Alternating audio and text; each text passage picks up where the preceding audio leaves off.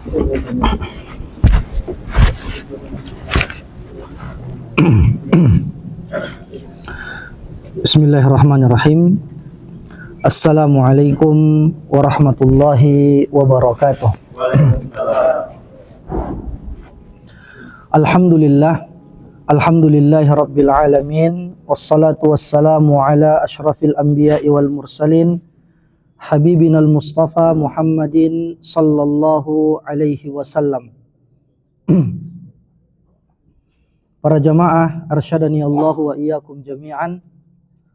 Alhamdulillah, di antara karunia Allah Subhanahu wa taala kepada kita tentu tidak bisa kita hitung. Wa in ta'uddu ni'matallahi la tuhsuha. Dan apabila kalian berusaha untuk menghitung nikmat-nikmat Allah, kalian tidak akan sanggup untuk menghitungnya. Di antaranya adalah dengan hadirnya perangkat-perangkat modern serta apa yang dikenal dengan media sosial, ya, seperti Twitter, WhatsApp, Facebook, YouTube, dan berbagai situs serta aplikasi lainnya. Yang kalau kita flashback ke tahun 90-an, 80-an, begitu sulitnya akses informasi ini untuk didapatkan. Ya, mungkin para jamaah di sini melewati perjalanan teknologi itu, ya Pak ya, mulai dari telepon seluler, kemudian telepon rumah, apalagi wartel ya, wartel atau kontak. Nah, dulu nenek kita dulu bilang namanya kontak. Ada lagi yang itulah perjalanannya seperti itu dari lintas generasi. Dan sarana-sarana ini pada hakikatnya sangatlah bermanfaat. Namun dalam waktu yang sama juga dapat bersifat sangat berbahaya. Bergantung pada cara dan tujuan penggunaannya.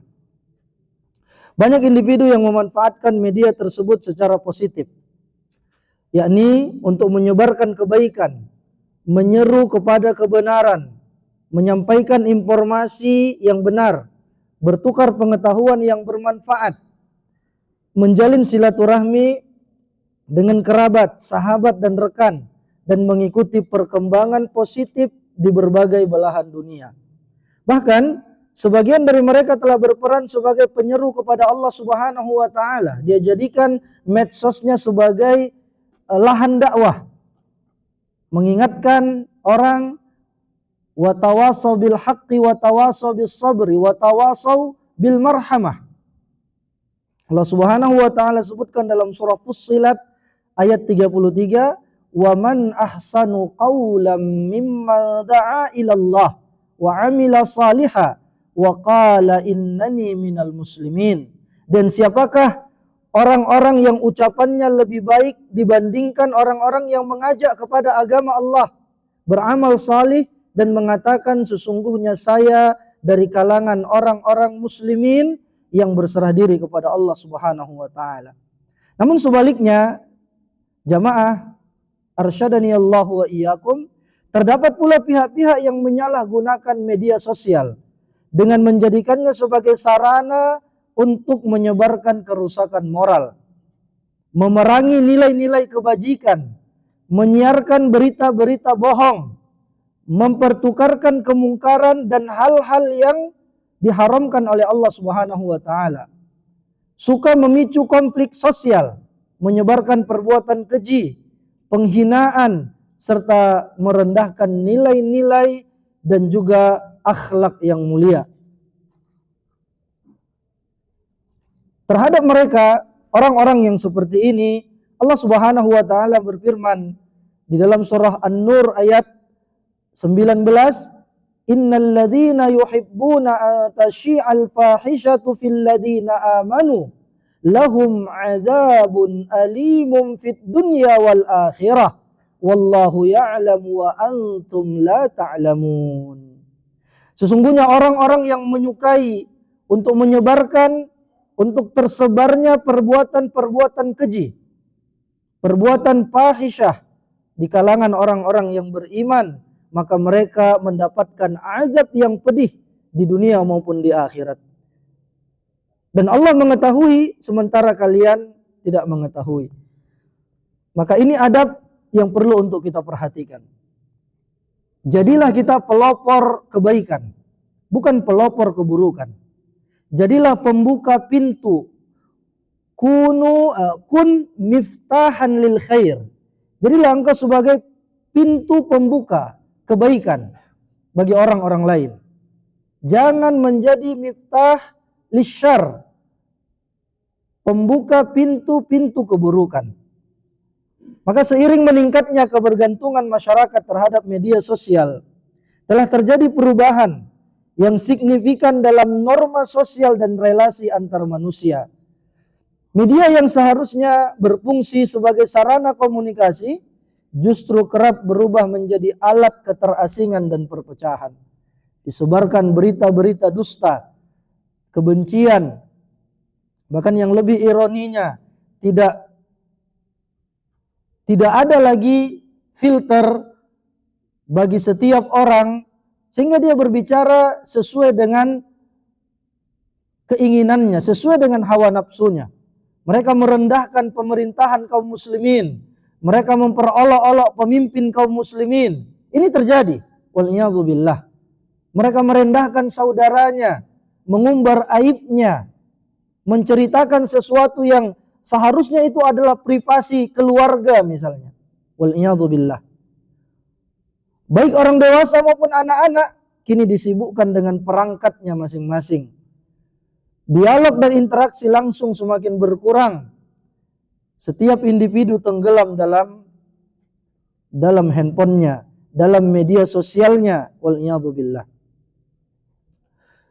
Sedangkan kita lupa bahwa semua itu ada hisabnya di sisi Allah Subhanahu wa taala. Allah Subhanahu wa taala sebutkan di dalam Al-Qur'an, "Ma yalfizu min qaulin illa ladaihi raqibun atid." Tidaklah terucap satu lafaz pun, satu ucapan pun kecuali ada yang akan menghitungnya, raqib dan atid.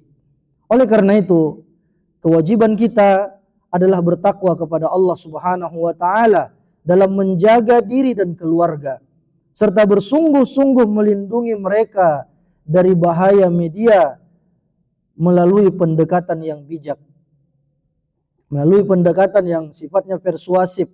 Ini adab yang pertama. Ya, kewajiban kita untuk bertakwa kepada Allah dan menjaga diri dari dalam penggunaan media sosial ini. Khususnya kepada anak-anak kita. Ya, adab yang kedua, jaga keluarga kita.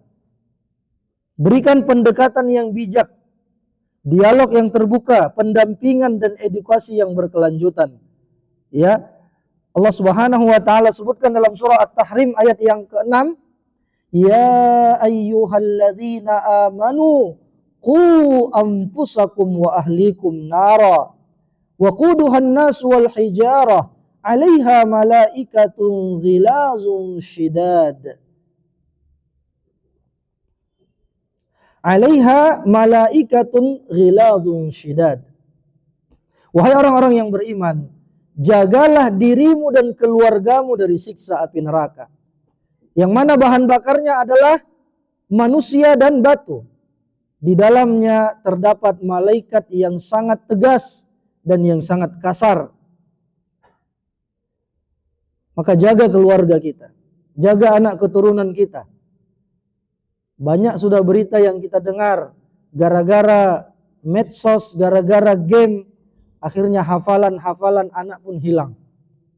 Bahkan terganggu masa pertumbuhannya, terganggu jiwanya. Waliyadzubillah.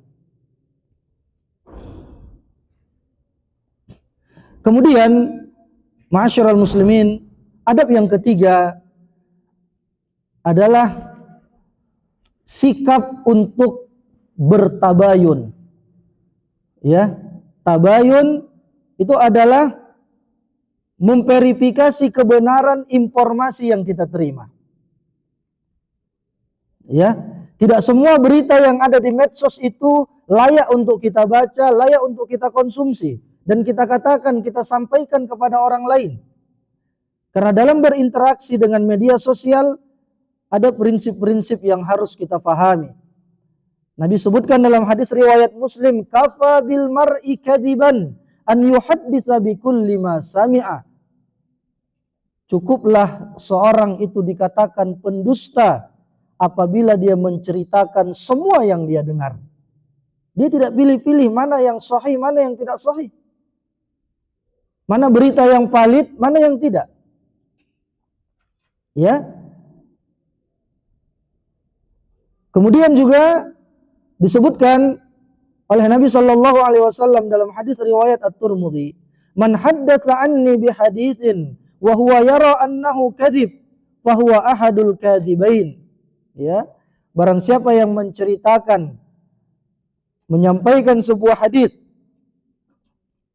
dan ternyata itu adalah hadis yang dusta, hadis yang tidak benar, maka dia tercatat sebagai seorang pendusta. Karena banyak berita-berita hoax yang tersebar, ya, menjelekkan negara-negara kaum muslimin, mengadu domba antara daulah Islamiyah, antara negara muslim dengan yang lainnya. Luar biasa, Pak. Ya, apalagi yang belakangan ini dikatakan di sini ada pembayaran untuk foto di samping replika Hajarul Aswad, dibayar sekian ratus real. Kita aja yang di sini nggak dengar beritanya begitu. Sampai keluar menjadi hoax. Wal'iyadzubillah. Yang katanya di atas kubah Masjid Nabawi ada seorang yang mati terbakar katanya. Masya Allah. Ini berita-berita palsu. Apalagi yang disebarkan katanya penjaga makam Nabi namanya Syekh Ahmad bermimpi begini-begini, maka fotokopilah 20 lembar, 50 lembar.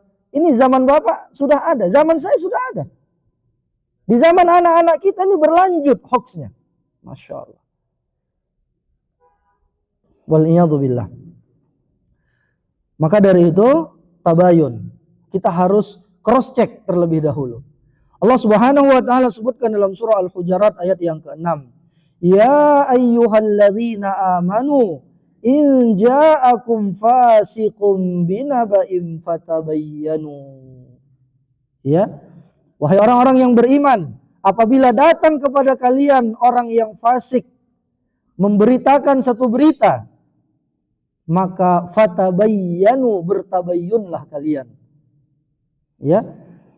Segala sesuatu yang mudaratnya lebih dominan daripada manfaatnya wajib ditinggalkan. Ini adab yang keempat. Apabila berita itu mudaratnya lebih besar daripada manfaatnya, tinggalkan. Bahayanya lebih besar daripada manfaatnya untuk kita. Apa pedulinya kita mengetahui rumah tangga artis, pernikahan, perceraian mereka. Bahkan sampai ada yang potong kuku pun masuk berita. Ya, coba, apa gunanya kita untuk mengetahui itu? Oh, si fulan begini, ini begini, ini begini. Da'na min hadza, tinggalkan. Baik. Maka dari itu kita lihat, kalau mudaratnya ini lebih besar, atau kalau ini tidak ada manfaatnya sama sekali untuk kita, maka tidak perlu kita menyibukkan diri ikut-ikutan mengomentari, wal'iyadzubillah. Ya, disebutkan dalam sebuah hadis riwayat Al-Imam Bukhari, innal 'abda la yatakallamu bil kalimah min ridwanillahi la yulqi laha balan yarfa'uhu Allahu biha darajat. Ada seorang hamba yang mengucapkan satu kalimat, dia tidak sadar akan kalimat itu, tapi itu kalimat kebaikan. Allah angkat derajatnya karena ucapan yang singkat itu tadi. Dia tidak terbayangkan sama dia. Sedikit aja perbuatannya, tapi mengangkat derajatnya di sisi Allah Subhanahu wa taala. Di antaranya misalnya kita perbanyak istighfar. Atau kita senyum kepada saudara kita. Atau kita ada bantu dia mungkin tidak banyak, 50.000, 100.000. Kita lupa itu sedekah itu. Tapi ternyata Allah angkat derajat kita karena sedekah karena ucapan yang kita anggap sederhana. Misal ada saudara kita yang kita lihat berbuat sesuatu yang bertentangan dengan syariat, lalu kita ingatkan, ya akhi ittaqillah. Sederhana, tapi itu ternyata membuat dia sadar, akhirnya dia bertaubat, berbuat amal saleh. Begitu sebaliknya, wa innal abada la yatakallamu bil kalimah min sakhatillahi la yulqi biha laha balan yahwi biha fi jahannam. Dia mengucapkan satu kalimat yang negatif, ikut-ikut tren. Dia tidak tahu ternyata dengan kalimat yang tidak baik tadi membuat dia terjembab ke dalam kubang neraka jahanam. Apalagi generasi muda sekarang, Gen Z, terbiasa mengucapkan kalimat-kalimat kotor. Wal'iyadzubillah. Dianggap, dinormalisasi sama mereka. Kalau tidak mengucapkan kalimat-kalimat itu tadi, seolah-olah tidak sempurna kata-katanya. Hati-hati. Banyak itu ucapan-ucapan mereka menghiasi pembicaraan mereka setiap harinya. Wal'iyadzubillah. Kadang-kadang kita mendengarnya saja merasa sesak. Kita membacanya saja merasa sesak. Ya. Jadi ini adab yang berikutnya. Kita jaga lisan kita, jaga jari jemari kita dari berkomentar, berkata yang tidak baik. Karena itu ada hisabnya nanti pada hari kiamat. Karena tidak semua yang ada di media sosial itu sesuai dengan hakikatnya. Ya. Kehormatan dan privasi kaum muslimin wajib dijaga. Sebagaimana Nabi Shallallahu Alaihi Wasallam sebutkan. Ini adab yang berikutnya. Menjaga kehormatan dan privasi kaum muslimin. Adab dalam bermedsos. Menjaga kehormatan dan privasi kaum muslimin. Al-muslimu man salimal muslimuna min lisanihi wa yadih. Muslim itu adalah seorang yang selamat muslim yang lain dari lisannya dan tangannya. Lisan, tangan. Jangan berkata-kata kotor. Tangan, jangan menampar mereka, jangan mencelakai mereka, jangan berkomentar-komentar yang tidak baik terhadap saudara-saudara kita. Makanya kalau dahulu fitnah lelaki itu harta tahta wanita, sekarang ada tambahannya, Pak. Kuota. Harta tahta wanita kuota. Apalagi kuota antum tidak terbatas, Masya Allah. Ya, unlimited. Nah, jadi fitnah juga itu. Baik. Prinsip keselamatan merupakan tanda ilmu dan ketakwaan. Ketika Nabi Shallallahu Alaihi Wasallam ditanya tentang amalan-amalan yang ringan, beliau katakan takuffu syarraka anin nas, fa innaha sadaqatun minka ala nafsik.